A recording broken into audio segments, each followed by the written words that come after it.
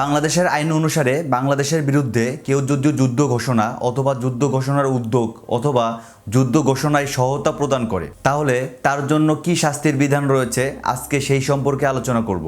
দৈনন্দিন মানুষের জীবনের সাথে সম্পর্কযুক্ত এমন প্রয়োজনীয় আইন সম্পর্কে জানতে আমার চ্যানেলটি সাবস্ক্রাইব অথবা ফলো করে রাখতে পারেন এবং আপনি কোন আইন সম্পর্কে জানতে চান অবশ্যই কমেন্ট করে জানাবেন। দণ্ডবিধি 1860 সালের 221 নং ধারায় উল্লেখ রয়েছে, যদি কোনো ব্যক্তি বাংলাদেশের বিরুদ্ধে যুদ্ধ ঘোষণার উদ্যোগ অথবা যুদ্ধ ঘোষণায় সহায়তা প্রদান করে তাহলে উক্ত ব্যক্তিকে মৃত্যুদণ্ড অথবা যাবজ্জীবন কারাদণ্ড এবং অর্থদণ্ডে দণ্ডিত করা হবে।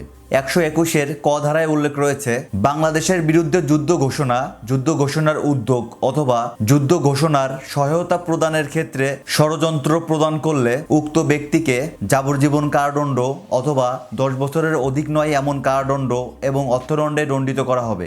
এই আইনের 122 ধারায় উল্লেখ রয়েছে, বাংলাদেশের বিরুদ্ধে যুদ্ধের উদ্দেশ্যে অস্ত্রশস্ত্র ইত্যাদি সংগ্রহ করলে উক্ত ব্যক্তির শাস্তি হবে যাবজ্জীবন কারাদণ্ড বা যে কোনো বর্ণনার কারাদণ্ড যা 10 বছরের অধিক নয় এবং অর্থদণ্ড।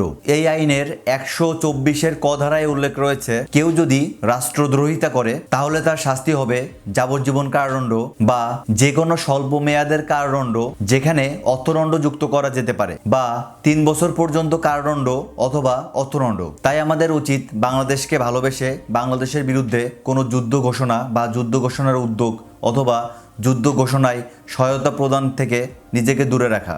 ধন্যবাদ।